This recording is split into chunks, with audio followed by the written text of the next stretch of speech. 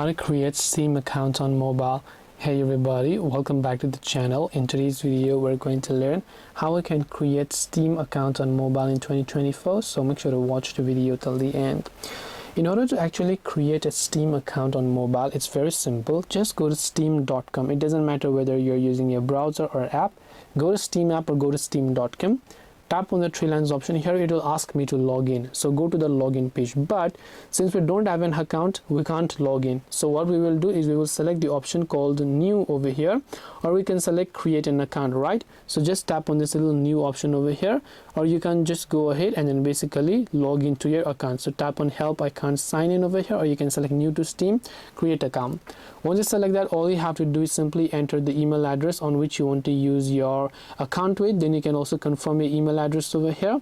So just go ahead and confirm your email address in this case. After you do that, tap on continue, verify the captcha, agree to the terms and conditions, and enter your password that you want to use, and your Steam account will get successfully created. This way you can create Steam account on mobile. Hope this video was helpful. If you have got any questions, feel free to leave them down below. Thank you for watching and see you soon in the next video.